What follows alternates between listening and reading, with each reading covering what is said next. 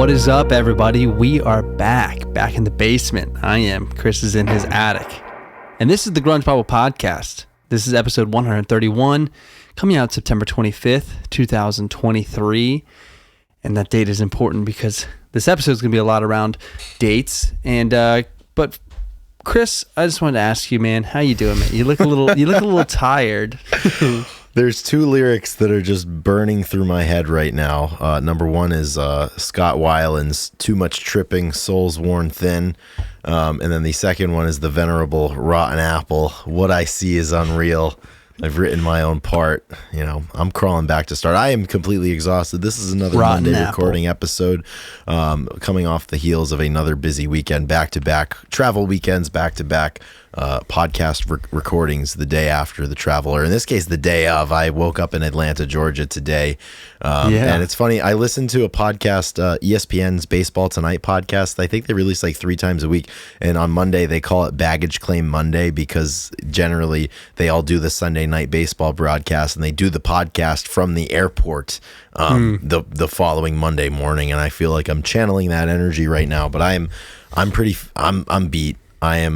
I'm cooked. I'm smoked. It's whatever word you want to use.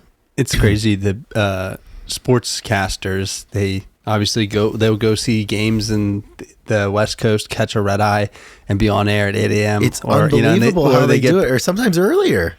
Yep, or they go see a show on the East Coast and then they record right after. Like, I mean, they put in late night. So this is podcast territory. Basically, like, I'm just being a wimp right now and just you had a whole wallowing in day, my Chris. sorrow. I had a whole day. Yeah, I woke up. I got 3 hours of sleep last night. I traveled essentially from 5 in the morning until noon.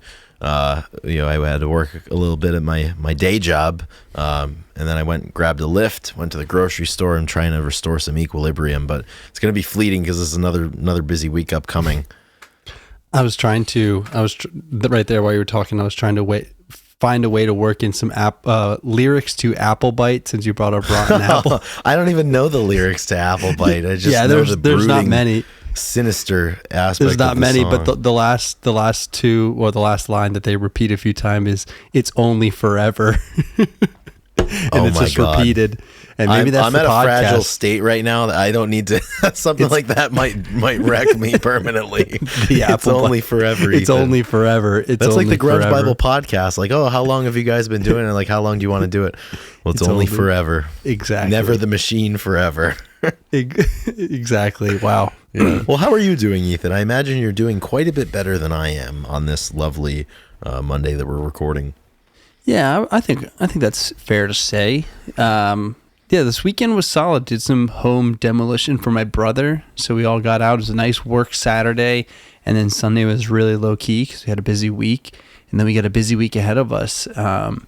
So yeah, it wasn't too bad, and yeah, I mean, expectedly unexpected recording tonight, which is no problem. Yeah, and that'll really free up things for the rest of the week. Producer Drew McFadden is flying into Pennsylvania for one of our good friends, Nick McMenamin, is getting married. So the boys are back. Him, Adam, they're going to come back, and a few other people are flying in. So, it's going to be a good old reunion this coming Saturday, which I'm really excited.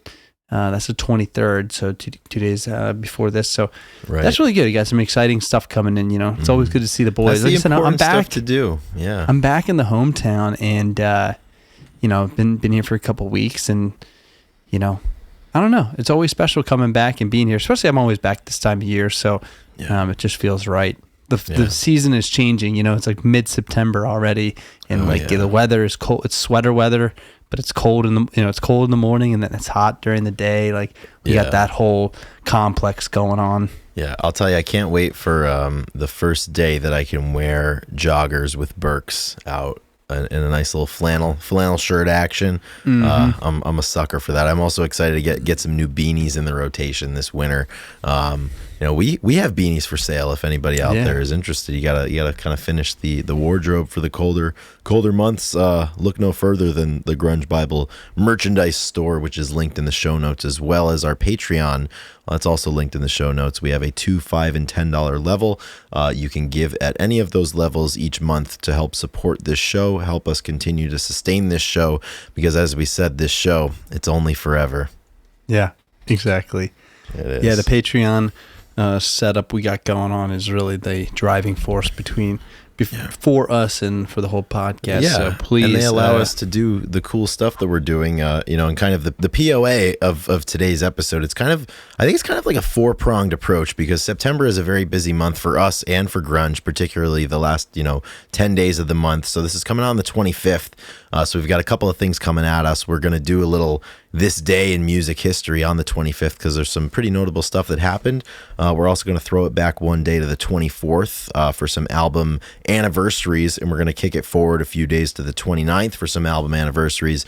And we're able to do this and have these conversations, and I'm able to bitch about how tired I am every week because people support us financially. And as we were speaking about earlier, none more so than the top level supporters on Patreon.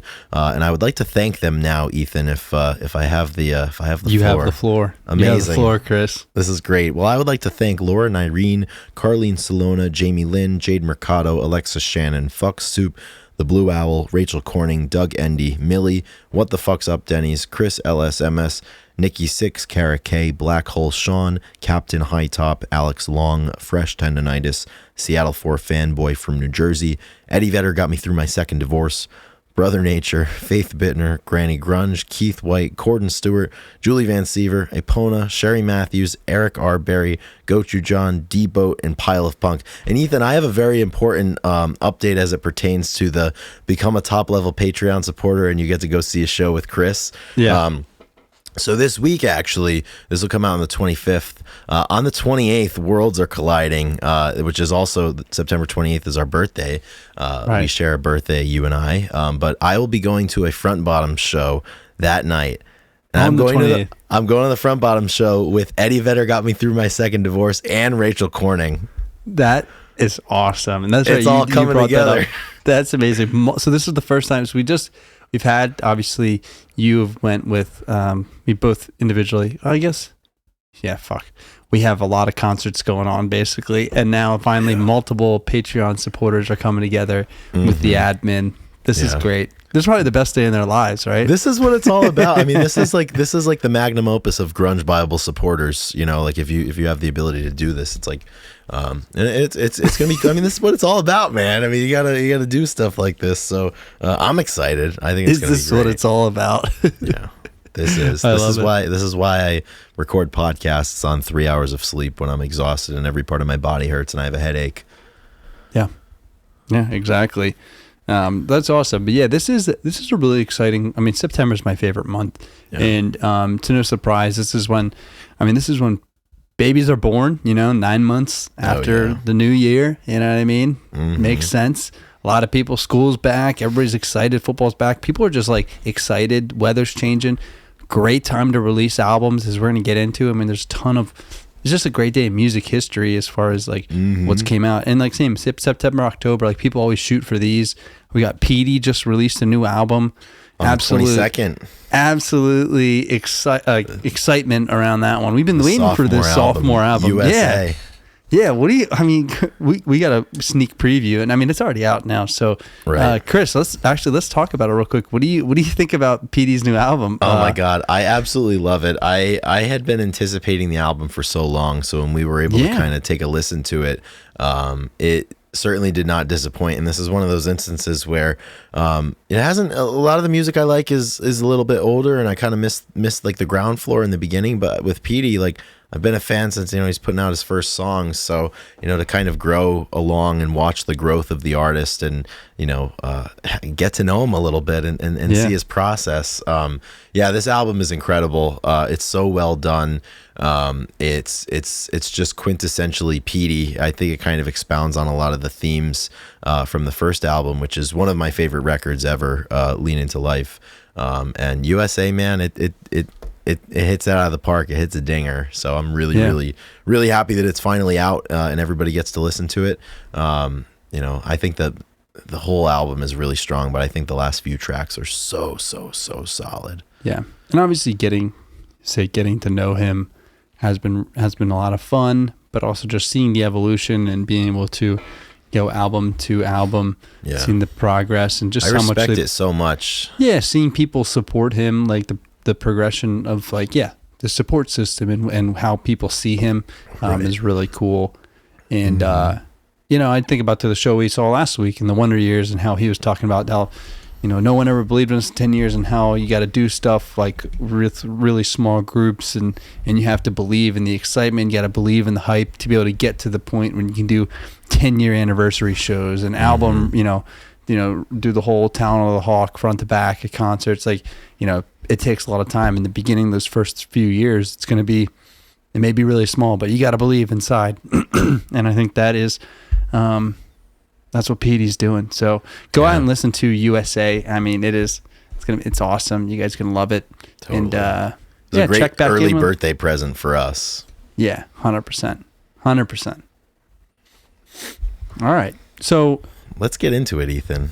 Yeah, and the first thing we're going to do, so a lot of people say, not a lot of people, but there's some radio stations that say this day in music, and they maybe do it. They do it every day, and the nice thing is we release once a week, and once a week, so it's not going to repeat itself so much or every year. It keeps it palatable enough, exactly. Yeah, we're not gonna, we wouldn't necessarily Baby repeat steps. it every year. Yeah, baby steps, baby hands.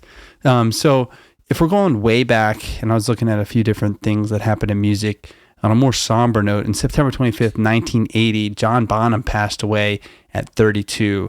And obviously Led Zeppelin broke up after this. They decided not to replace him, which he's irreplaceable, so that makes sense. So this is the day that we lost Bonham and simultaneously lost Led Zeppelin. So that's pretty sad, because what a legend. I mean, they're one of the bands that obviously I wish I would have been able to see. They're kind of, you lose them before you get to hear, you lose them before their time, basically. I mean, we see it all over our music, but it's like you can't talk about drumming without Bonham. You can't talk about rock drumming without Bonham. And I think Bonham, Keith Moon, Levon Helm as well, obviously, earlier part of the 70s and the 60s. And I think all of us, regardless of what we currently listen to, I think it's a pretty fair bet that everybody who listens to rock music or would feel inclined to listen to this show, they loved Led Zeppelin, and they fell in love with it at a certain time. And I remember, working through the discography and listening to just the way Bonham would annihilate his parts. I think of When the Levee Breaks or something like that, and just how just powerful it is. I mean, he's really one of the bigger pioneers, I would say, and certainly has left his mark on so many people. So many kids, growing up, they probably first sat behind a drum kit, in the 70s or in the 80s because of John Bonham. So really, really remarkable talent, and obviously, unfortunately, it happens very often, when they leave before their time, and he was certainly one of them. Yeah, I always look back. I mean, Fool in the Rain is like one of my favorite drum kind of riffs, if you will, and grooves. And when we were playing music, one of Adam's dad always asked me to play Moby Dick drum solo, and I was like, I would love to. And that was kind of like the first drum solo that I listened to, and kind of like really enjoyed and tried to like emulate and just kind of do, and it was really difficult, but it's that's a really great Bonham, just quintessential Bonham solo. So lost him today. So please, think of the drummers in your life, I guess. Absolutely, and the music fans. Speaking of the drummers, let's fast forward 10 years after the death of Bonham to September 25th, 1990. This is a very, very important day as it relates to people who feel inclined to listen to this podcast.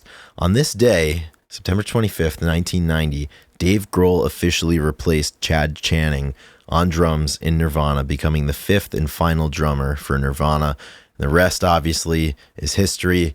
Dave Grohl has become one of the bigger institutions, I think, in rock music, period, especially rock music now. But I think, the legacy that he's forged and the art that he's made and the presence that he's been, he's an all-timer. It's wild to think about. He's the fifth drummer in a band from Seattle or Aberdeen, whatever, and he's gone on to do all of these things. But yeah, Dave was the one for Nirvana. I love a lot of the drummers that made their way through previous to Dave, but he was meant to be in a band with Chris and Kurt, and later on the mighty Pat Smear. Exactly. Yeah, and the fact that people forget or people don't realize that he's the fifth drummer. That he wasn't the first, exactly. Yeah, and there was they were formed in '87, so in 3 years they changed churning hands. through them. Yeah, 5 drummers, and then obviously they landed on Dave, and it was immediately, their stories, they heard him play the beginning to Smells Like Teen Spirit, which we'll get to, and they're just this is it, he's it. So very important piece to the band and obviously the music world. I mean, he's just a legend. We got to have him on. If you have connections with Dave Grohl, we're gonna get him on this podcast. Yeah, you definitely. If you have connections to Dave Grohl, it's totally worth leveraging for the Grunge Bible podcast. Yeah. I mean, we're playing for keeps here. For our birthday, get us in contact with Dave Grohl. Yeah. You want to give us a good birthday present. I know in years past we've put our Venmos up and people buy us a beer or whatever for our birthday, and we could still do that. Yeah. But I mean the real gift. I mean, I'm turning 27, you're turning 29, so it's time that the gift befits the ages, I guess. Yeah. So to speak. Even if it's a virtual beer, get us 3 so we can have one with Dave. Exactly. We'll just have the Dave pot, the third beer. We'll just put $6 at a time into it so we can have the beer money for when it happens. Yeah. Real quick, Ethan, how do you feel about turning 29? I think this is when I can start saying I feel like I'm getting old. Yeah. 29 is scary because then 30, this whole year I'm going to be wow, I'm turning 30 at the end of this year. And it's really weird. I don't feel old. I still feel very young. So yeah, dude, 29's kind of freaking me out. I'm not gonna lie. I feel like I'm on the cusp. I'm on the cusp of I'm on the edge. I'm on the edge of the world here. People are probably the old heads are probably listening, this guy. But I feel like they can relate to that because I think a lot of people. I think a lot of people, can relate to having felt that way. Certainly at this point in their life, because I don't know, I'm 27. I'm not that excited about it. I'm officially in my late 20s, and it's kind of weird. And even just thinking of you, you're 29. My brother's going to be 30 in a few months, and even this past weekend when I was in Atlanta for a bachelor party, and my friend who's getting married, I think is 31, and 2 of the people who were there were married. One of them has a couple of children, and it's one of those things. I don't know. Life happens so fast. And Jason Isbell has a really, really good lyric from the album that he just put out earlier this year. And the lyric is, "You didn't even see the hand that turned the page." And I relate to that a lot. I think as it relates to getting older, when you're busy, you're doing stuff and you don't even see it when it happens. And you just wake up one day and you're not 22 or 23 years old anymore. And, your friends or your brothers, sisters, what have you, are having children. But you just gotta, I had a conversation with a friend earlier today. It's they were like, "How do you feel about your birthday coming soon?" I was like, you know what? It is what it is. You just gotta keep doing cool shit and have fun, and then it doesn't really matter. So I don't know. I definitely get more sore now, and the hangovers are getting worse. Oh yeah, the hangovers get worse. Banana boat. I mean, to stay relevant, it's like Soupy sang in Passing Through a Screen Door. It's Jesus Christ, I'm 26. Yeah. All the friends I graduated are having, have kids. Or what is it? Have wives, and, have people. Have kids, all have wives. And, now we're 27 and 29. And it keeps getting more true. People keep having second kids and shit. Anyway, back to the pod. Back to the pod. Well, this is the pod. Back to music. Yeah, back to music. We've got one more this day in music history. A little bit more recent. I remember this one happening back on September 25th, 2017. Tom Petty and the Heartbreakers played their last show ever, and it was at the Hollywood Bowl in Los Angeles, and Tom Petty would pass away 1 week later.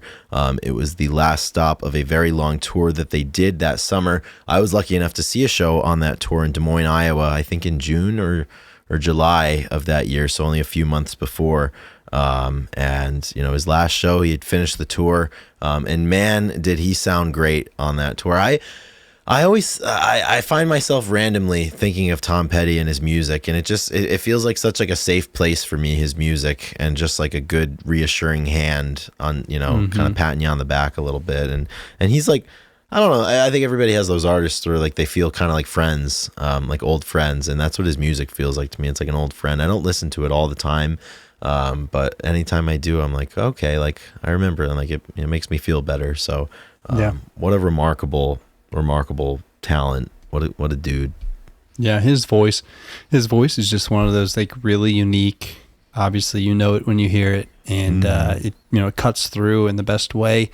And it's just it's like a relatable voice, and you just listen to it, and you're just like, yeah, this is good. This is good great music. American music, like it's heartland. I mean, rock. it's built out of a lot of these things, that this country is built out of, and he was. God, he was the man. That was the only time I saw him. I'm glad I was able to see him, because obviously he passed away not too long after that. So yeah, that ends Petty, man. That ends the first ever this day in music. Pretty good. Exactly. It kind of feels like it feels like I'm reporting breaking news. I like it. Breaking news 33 years after the fact. Yeah, and I was thinking when we were doing it, like obviously I said something when Bonham passed away. I was like, somber news, and then you said the same thing with Petty. Like I feel like if we do this consistently, it's going to be a lot of like passing somber away news. People. Yeah. Yes. Oh yeah. Because we're not gonna. I mean, I guess birthdays are good too. So we'll get both, and so need to keep tabs on the birthday calendar. Well, look forward to it in the future. We'll try to keep up a little. We know at least of 2 birthdays that are happening this week. So Yeah. That's the important part.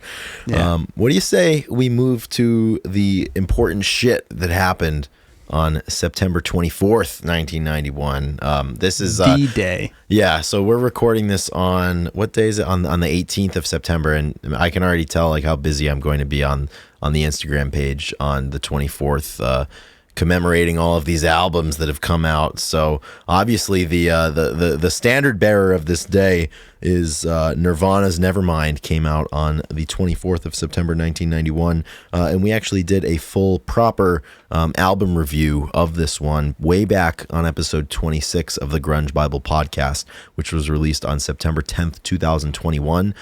So I recommend you go back and you listen to that. It was I think it was a pretty good episode. Jumped the gun on it, September 10th and 21. Yeah, we had to get out in front of it a little bit, because the week after, actually, we ended up doing one on Core, which is another album that we're going to be talking about a little later. But it's just, I think it's important to note, like, so there's obviously a couple albums that came out on this day, but the fact that they all came out and like really shifted the music scene is what makes this like there's a couple lists of different album or days of multiple albums coming out, and like this is unanimous, always the number one, like, most important it's always the most important top 100 day. hits. And I think a lot of people always say that 91 was like the most important and the best year for music releases. And I can't really argue with that. I mean, just take a look at some of these other albums that were released on this exact day. I mean, Red Hot Chili Peppers' Blood Sugar Sex Magic was also released on the 24th. One of my favorites, Tribe Called Quest, The Low End Theory, came out on this day in 1991. And most importantly, Ethan, you want to take it away for the next one? Oh yeah, we got the Pixies, Trompe le Monde, and as I wrote, people love the Pixies, and sometimes it's hard to understand why. They're like we talked about, they're musician. Like if any artist, like they are probably going to say that they were influenced by the Beatles, Led Zeppelin, and then the Pixies or something like that. Like they get put in with these 3 bands. As it relates to the 90s, Ethan, I feel like the top 3 bands that, like, if you want to say are influenced by Sonic Youth, the Pixies, and Dinosaur Jr. or Jay Mascis. Like, I feel like everybody who's like trying to present themselves as like a connoisseur or like like you're like really in the weeds. It's like, oh man, like the Pixies. Like, yeah. Like Jay Mascis. And everybody's like reading it or listening, and they're like, am I missing something? Yeah. Like, what? Well, because like I'm gonna be I mean, honest, they're great. like, They're all awesome. But I don't know. Well, like what's the most popular Pixies song? What is it? I mean, Where Is My Mind is there? That's the Pixies. That's the Pixies. Okay, yeah. Where so is my mind? We're doing some real time education here. So Debaser is really good. Okay. Doolittle. Well, maybe I'll have to listen to Trompe Le Monde. No, you should listen to the other album. No, you should listen to Trompe Le Monde, but like, the Pixies.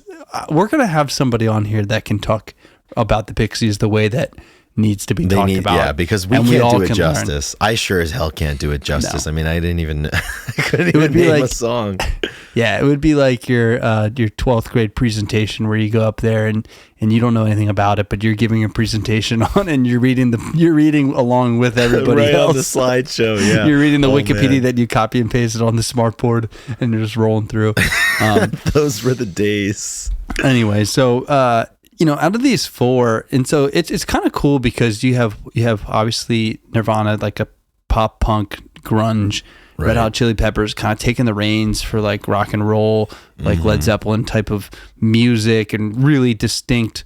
I mean, of course you got Kurt Cobain and Dave Grohl and the guys in there, but then you got like Anthony Kiedis and Flea and Frusciante, and everybody in the band, and then you got Tribe Called Quest, which is like, the rap and total like lo-fi rap, and they're all very different albums, and they all had such an impact on their realm, and I think that's why it's so cool because they're very separate. They almost didn't compete with each other with their fan groups. Like, if you're going to be listening to Low End Theory, then you probably still will listen to Nevermind because everybody was. Yeah, but you know what I'm saying. It's like wild. They're different enough. Here we are, 32 years later, and you hear these songs arguing about which. No. Arguing. This one's better. Goddamn it. But like you could go throughout your day and like very realistically hear out in public or at a coffee shop or at like a store, hear songs from those three albums. I mean, I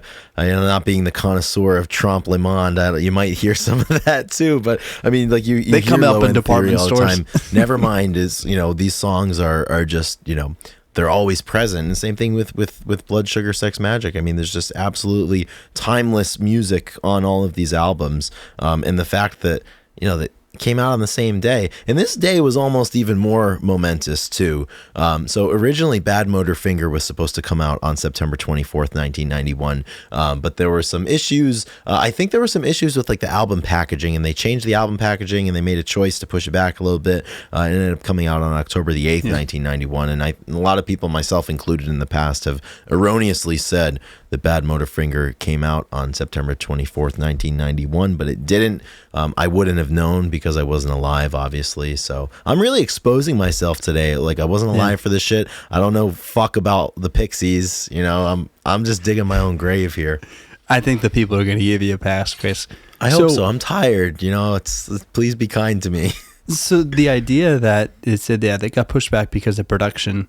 Do you think that like A&M was like worried because of these other albums that were coming out and they didn't want to compete with it? Do you think are we going to call bullshit and say they didn't necessarily want to compete with them? Ethan, I love calling bullshit. Put on my conspiracy hat. Yeah, I love calling bullshit, but like, I don't know if you could have predicted how big a lot of these things would be. I mean, certainly they didn't hurt that they weren't competing with them, obviously, right? Because undoubtedly there were people that went into record stores on the 24th or 25th with like $15, and you're only walking out with one album. It's just more to compete against. So I'm glad it has its own day.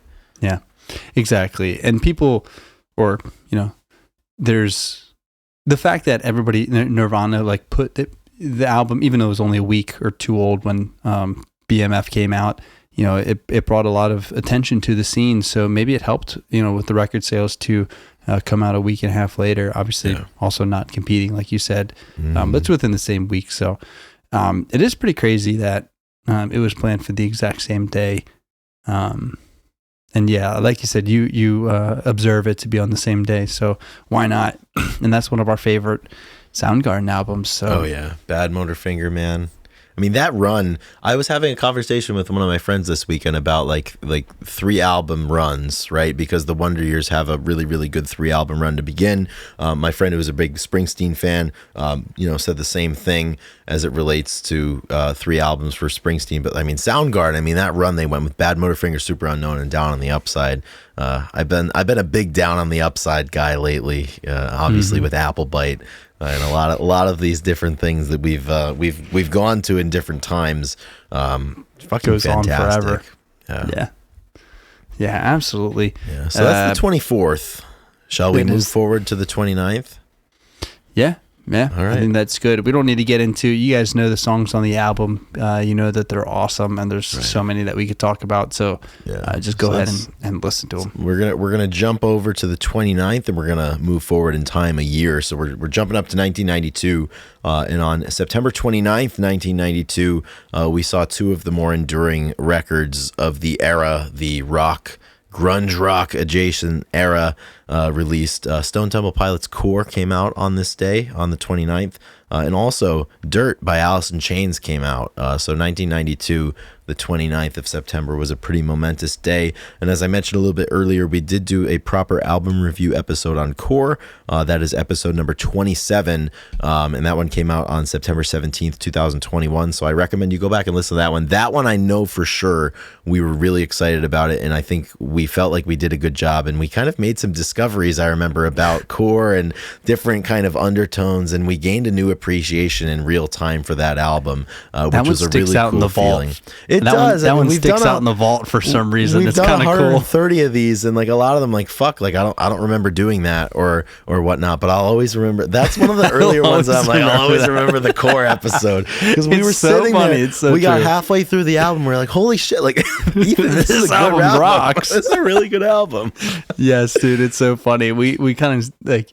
Yeah, we didn't stumble upon it. We did some research, and all of a sudden the dots connected like in front of us, and we both were like, "Oh yeah, this is great." That's so funny. Yeah, so definitely listen to that one. And we also have a Bad Motorfinger album review as well. We do. Right? Yeah, we have a Bad Motorfinger one. I don't remember when we came out with it, but exactly, it's definitely out there. Yeah, you scroll through and quick find that, and I say that. The funny part is that you brought up is that we do not have a album review for Dirt, and you brought that up before, and I kind of was surprised because we're Alice guys. That's like a pretty big miscarriage of justice, you know, the album that has Wood on it, obviously, and we've never done a proper album review. As it relates to Bad Motorfinger, I think we've done like 3 or 4 where we've kind of popcorned through Soundgarden's discography, and we've done a lot of Bad Motorfinger through that, but we don't actually have an episode that's titled Bad Motorfinger either. Really? So it looks like we got a couple of easy ones to tee up and hit out of the park pretty soon, Ethan. It feels like we've talked about Bad Motorfinger like a lot. Yeah, I think that might be the album that we've spoken about the most. Probably that or 10, I would assume. 10. I was going to say Bad Motorfinger and 10 are always brought up. Well, I mean, coming forward, year 3 of the podcast is coming up. I think we become I think we should just shift and become really, really big Trompe Le Monde guys. Just talk about that a lot. I'm so down. You don't want to do Low End Theory? Are you sure you don't want to do a Tribe Called Quest? You got to go Trompe Le Monde, dude. It's the best. The Pixies. I'm totally in. Yeah. Definitely not Grand Illusions or whatever the GNR Use Your Illusions. The Grand Illusions. We could talk about Use Your Illusions 1 and 2, but I don't know. The big disappointment of 91. I don't know if we're going to choose to do that, but we did a Guns N' Roses episode once too, so that's something that exists out in the world. You know what other since we're talking about episodes that stick out, you know what episode sticks out in my head always? What's that? Is the Tragically Hip episode. Oh yeah, I think it was it was called Why You Should Listen to the Tragically Hip or something. Yeah, and it was right around when we did the Guns N' Roses one, and I love that because it was the same thing. It was like, man, Gord Downey is totally a legend, and everybody should know his name. And Fuck, I just realized yesterday was, relative to when we're recording this, yesterday was September 17th. I always post Fiddler's Green on September 17th because the beginning lyric is September 17th for a girl I know, it's Mother's Day. I forgot to post it. I was too busy in Atlanta doing things that have made me feel pretty awful today. I'm going to have to post that tonight. Yeah, dude, just post it and I get them all again. Say sorry. Yeah, that needs to be posted. That's that's your favorite one, right? I think my favorite hip song is "Last of the Unplugged Gems." Oh yeah, that's the one. Yeah. That one's top tier. We listened to that last week together. Yeah, we did. I forgot about that. There's a really good. I'm sure he did. Maybe while I was ironing my shirt. Yeah, exactly. There's a really good performance of "Last of the Unplugged Gems" from a show they did in San Francisco. I think in 2000. The studio track is like 2.5 minutes long. It's like super super short. But when they would play it live, they'd kind of draw it out at the end and kind of jam a little bit. And it's great. Like Gord is just standing there and he's shaking a banana. Like it's kind of awesome, but it's my mind is blanking on like what that's called. Like when you have like stuff in something and you shake. Yeah, like a not a tambourine but a shaker. Yeah, like makes like a like sound, something like that. Yeah. Like he was doing that with a banana and it was really fucking awesome. And it's a really, really good version. I just posted it like a few weeks ago on the page. So I would call it a shaker. I'm not sure. A shaker? Maybe it has a musical term. There's got to be something, some sort of name, but yeah, you're asking the wrong people, I guess. Well, I'm asking the wrong people. Yeah. I'm the wrong person. Yeah. So Ethan, my question for you is, if you had to choose between Desert Island Time, September 24th, 91 or September 29th, 92, and you choosing one eliminates the other one from existence. So like we don't have those albums at all. Okay. Which day do you pick? Is Bad Motorfinger included? Bad Motorfinger is not included because it's October 8th. Okay, so the tough part is you could spare Bad Motorfinger. I got 2 versus 4. You get 2 albums versus 4. And so it could be, depending on your perspective, it could be a quality versus quantity thing. Right. Well, yeah, because in one you lose Alice and Stone Temple Pilots, and all you kind of get back in the grunge world is Nevermind, which is important. Yeah. But then we got Trompe Le Monde down there that I don't know if I can do without. So, I mean, it's hard not to choose 94 because you get maybe 91? 4 of them. Yeah. I'm sorry. Yes, 91. Yeah. And but I'm going 92. delete 91 out of it. You had me in the first half there. I mean, how could you possibly erase Wood from the world and lose Into the Flood again? We would be nothing, Chris. I wouldn't know what to do. We would have apexed at like 150K. That would have been it. Yeah. But so we got to keep over 500,000. 92. Yeah, I'm taking 92. I don't really have to think much about it. I'm honestly I've said this many times on the show. Like, I'm not a tremendously big Nirvana fan. I feel like that should be on the Grunge Bible bingo chart. Like Chris goes into this tangent about how he doesn't love Nirvana, but he respects them. I'm kind of boys share a birthday. We don't like Nirvana. Yeah, I'm kind of bummed about losing Low End Theory a little bit. I know. But I mean, I have to go with Core. I have to go with Dirt. It's a pretty I confidently make that choice, and I make it very quickly. I'm a 929-92 kind of guy. So where does Blood Sugar Sex Magic rank in these albums? In these 6? Are you talking about if I had to rank all of these albums we're talking about, or I guess for my own life? If you could do it, I would say if you could do it objectively. Where does it rank compared to as it relates to the albums that came out on that same day in 91? Obviously, I think Nirvana's got to have the top spot if we're talking from an objective perspective here. Would this be number 2? I think it's probably a toss up. I could go either way between this or Low End Theory. I think it depends on who you talk to, and I think it depends on what your tastes are. Like, if you're a big hip hop fan, I mean, Low End Theory is going to be hands down number 2 or maybe number 1. And I think too, as it relates to the Chili Peppers, this wasn't like their magnum opus, for example. I mean, they released several more albums, and a few of which were 1,000 really more incredible. albums. Yeah, they many more albums. many more dozens albums. of albums, almost as many albums as we have podcast episodes. It's only forever that the Red Hot Chili Peppers are making music. So I think that kind of impacts it a little bit. But I think I'm gonna go Low End Theory 2. Blood Nice. Sugar Sex Magic, like 2A, like it's close. Right, it's very right. close. And then checking in at number 7, Trompe Le Monde. Sadly, yeah. Well, it's a musician. No, you know what? It's no, for the people. No, I need to pay attention to what Dylan said. I can't criticize what I don't understand. So I'm going to reserve my judgment for a later time once I've baptized myself in the sweet waters of Trompe Le Monde. Oh yeah, I can't wait. Yeah, that's good.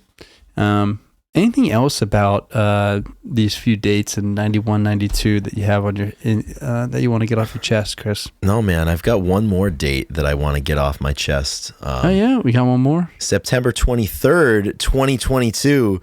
The newest and most recent Wonder Years album came out. The Hum Goes On Forever, which is my favorite Wonder Years album. I fucking love that album. I'm brainstorming. I'm plotting a tattoo idea around some of the themes on that album. Wow. Trying to figure it out. Get my ducks in a row here a little bit. So this will be. So you have a Pearl Jam tattoo.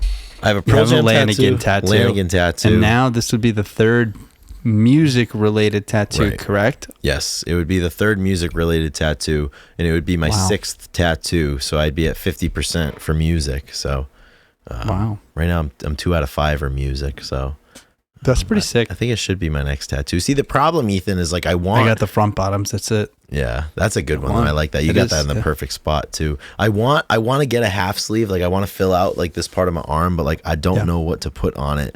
But like I don't know if I want to put like my Wonder Years tattoo like here on my arm. You know, that's prime real estate. So. Yeah, the thing with half sleeve, I've thought about it too, but I like getting one at a time. But really, if you want to do half sleeve, you got to do it all. You got to do it all, so it's cohesive and just so it's done. Get your ideas lined up and just execute a really good tattoo. Well, I'm at the point too where like I just want to go because I go to the same artist every time. Like I kind of just want to go to them and be like, hey, like I want to fill this space. Like, is there anything that you've been excited to do but like haven't had the chance to do yet? And like tell me what it is. If I think it's cool, like I'll get it. I'm starting to get to that point because like I mean I'm 27, I'm an old man now, or I'm about to be an old man. So Jesus Christ, you're 27. Jesus Christ. Yeah, man, that was really cathartic. The last Wonder Years show that I saw while I was 26 to hear passing through a screen door. I was thinking that too, man. It was really cool. really special, and I was able to see them four times while I was 26. So I got 4 times to scream that, you know. Rank your Wonder Years shows. Okay, so the first one, my favorite one was Portland, Maine in 2023, earlier this spring, for sure. That's number awesome. 1 without a doubt. Number 2 is 2022. I saw them in Worcester, Massachusetts in October. That was a really good show. I was kind of drunk for that one, and it was really fun because that was the second Wonder Years show that I had seen, and I had done my homework and I had listened to them enough that like I could actually sing along, unlike the first one where I just kind of went because my friend was going and told me that I should go. So that's number 2. Number 3, I think, is the first time I saw them just because it was the beginning. Number 4, the one that I saw in Atlanta this weekend. That was really, really special. I got to share it with one of my friends who's a big Wonder Years fan that I hadn't, gone to a Wonder Years show with before. Number 4 was New Haven, Connecticut, in spring 2023. And then number 5 is the Philly show that we went to. But we discussed that on episode 130. Yeah. So you did them all. I didn't expect you to rank them all, or I thought you went just. I ranked them all. Year. Damn it! But I've got two more next month. I see them twice more, so the rankings could change. Yeah, Philly's last. Philly's last. I knew that was going. Philadelphians, man. Awesome, but you have been the concert man, dude. I have been. Yeah, and you have more Dr. coming. Fish. So since last week, I mean, we recorded and we had just finished seeing a show. Yep. And then you saw 1,000 Mods on Thursday, and then the Wonder Years, and then this week you've seen Brian Jonestown Massacre. Yep. And then the Front Bottoms the week after, like next week. The week after. Yeah, I'm burning the That's candle a stretch, dude. At all three ends. 1,000 Mods was one of the best shows that I've ever seen. It was also undoubtedly the loudest show that I have ever seen. You said that about the Melvins. Are you sure? No, yeah, I'm positive. This blew louder the than the Melvins out of the Melvins. water. I was closer for 1,000 Mods, I hope but Buzz they definitely isn't listening. You think Buzz Osborne is listening to the Grunge Bible podcast?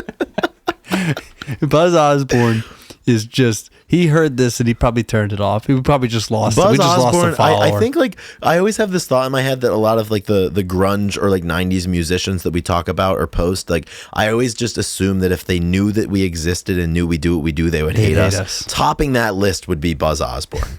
Like, I think the hands down, like the two people that I think would hate us the most or would have hated us the most, Buzz Osborne and Mark Lanigan. Like, I think Mark would have fucking hated this. Yeah, Mark would have hated it. Yeah, Mark would not have been happy, would not. Which just as I got it, you show me your tattoo. He would have hated that too, I think. So, it's one of those things. Do you think Kurt would have hated us? No, I don't think so. Yeah, I don't think he would have. I think it would be easy to say that he would, but I actually don't. I think he'd be like, let the kids that was fucking exactly do it. my thought. He's like, like you guys let are actually the kids do right. it. You're kind of cool. Like, Mark though, Mark would not. Yeah, Mark would have fought. And Buzz would definitely. Buzz would be like, what is this? Like, from a personal standpoint, I'm glad. Like, I never had to have that situation where, like, if by hell freezes over and Mark Lanigan found out about what we were doing, because he definitely wouldn't have been happy and it would have made me feel really awful and embarrassed. I mean, it's like, I think we talked about this, like, if Dave Grohl or Eddie Vedder was like, guys, you need to stop. Yeah. Like, what would we do? Right. I think stop running the now. page. I don't think we can stop now. Never the machine forever. The machine goes on. Like, but it's strange because, like, all of, like, the musicians, like, that we like that are still here that have families, like, all of their kids follow the page. So I mean, I'm sure they've seen the post before. Does Jerry Cantrell have kids? I don't think Jerry Cantrell has kids that I know of. So dang, I don't know. I would say, I wonder if they follow us. The spawn of Jerry. But back to 1,000 Mods, man. That show was unbelievable. I had been anticipating it for a really, really, really long time. I was kind of introduced to 1,000 Mods under a very specific set of circumstances that surrounded a bunch of fireworks, the inherent danger of those fireworks, and different substances that can kind of put you in an enlightened state. And I was hooked on them from that moment a few years ago, and I went with the fireworks. Oh yeah, and I went with exactly. That's what enlightened me. And I went with my friends that introduced me to the band and their music, and we're right up front. They played so loud. They were so awesome. The two bands that opened, Wizard and Valley of the Sun, were fantastic too. And afterwards, I met and chatted with the like their manager who follows Grunge Bible, so we got to chat a little bit, which was really cool. But that was sick. The Wonder Years show, incredible, as they always are. Like, the Wonder Years have become that, like, my band. Like, I see them all the time. Like, I kind of know the terrain, and it's pretty great. And on Tuesday, on the 19th, which is tomorrow, as we're recording this, I get to see the Brian Jonestown Massacre. And I'm really excited for that. I'm going to be pretty tired. That's going to be a jam, dude. That's going to be fun. I'm excited. I think it's going to be a really, really, you know what really you have to do one. For that one. Yeah. Oh, yeah. Absolutely. Yeah. Never the machine forever, man. Exactly, dude.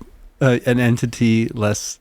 What is it? An entity less than a man. Yeah, less battle defined between entity. a man and a less defined entity. And yes, it's a true story. I think you need to see the Hat Man for that show. Yeah, I'm trying to meet the Hat Man. I was thinking about it last night. Like, I went to bed at like 1:30 in the morning, and I had to be up at 4. I was like, maybe I can get the Hat Man out. Like, try to see if he's in Atlanta or not. The shadow people. Exactly. It's crazy that you were in Atlanta this morning. Yeah, not that crazy, but so many roads, man. There's a There's an old traditional song that Richie Havens does a really, really great version of, but I was kind of going about my business today back home. Like I was pretty exhausted, kind of like down because I'm really exhausted and I have so many things to do. And the song is called Nobody Knows the Trouble That I've Seen. Oh, yeah. I feel like that right now. Like nobody knows. But everybody knows now because I just spent the better part of the last 45 minutes bitching and complaining about it. So my apologies. I'll be in a better mood next week. Well, I mean, some people, they say they have a platform to, fight political injustice or this and that. Ours is to bitch and moan and complain sometimes. Yeah. Because I don't complain much. I feel I'd like to think that I don't complain much to like my family or like my close friends about stuff, but I complain a lot on this podcast. Yeah. Sometimes. I mean, like, yeah, it's a part of it. It is what it is, exactly. So I think that's all I have for this episode. Happy early birthday to you, Ethan. Yeah, shoot, we'll be another year older when this is said and done. Yeah. So if you're listening and you made it to this point and you're not a Patreon supporter, our birthday's coming up, and it's just one of those things. Like it's time to step up, become a part of the allegiance that makes this thing run. And, just when you get it, we're going to send you a message when you sign up and you say happy birthday. And then, we'll say thank you and we'll give whatever. And then you can cancel it a week after, Yes. do it for 1 month and then cancel. If you forget, get rid of it. If you forget, then we got you. But if not, just, be there for 1 week, for 1 month and as a birthday present. And that would be really cool if we could get 1 or 2 people for our birthday sign up for the Patreon. Absolutely. That's what I'm asking for you guys. And at that point, no one could ever tell you that you weren't there, that you weren't like supporting. I said, dude, I don't mean, I think it's pretty easy to pause and cancel your membership. So just join for a month. I've done it before. Absolutely. Yeah. Maybe you'll forget and they'll give us 3 months. Right. Fine. Fine. Hopefully we'll make it up to you. Yeah, but dude, just get in there, get out. That's fine with me. We've had people join, cancel, join, upgrade, we've had a lot of cancel. People do that, and it's great. And there's no shame in that. It's actually awesome. I'd rather you be there. They say it's better to have loved and lost than to not loved at all. Absolutely, Ethan Shalloway. Truer words have never been spoken. So, yeah, I love that. We're looking to love. I'm gonna cry now. Fuck. I know. Goddamn. All right, Chris. Well, if that's everything that everything you got for all this stuff. Everything that I've got. We should do songs of the week and then get out of here. Say we have songs. Yeah. Yep. Early to bed. Yeah. Early to rise. All right, Chris. Do you have a song of the week that you're ready to? I would love to pick one off of Low End Theory, Tribe Called Quest. I'm going to pick Check the Rhyme from that album. I just think they were doing such cool stuff back then, and they did their whole careers together. Tribe Called Quest. So I think that's a really, really quality selection from that album. So that's going to be my song of the week. What about you?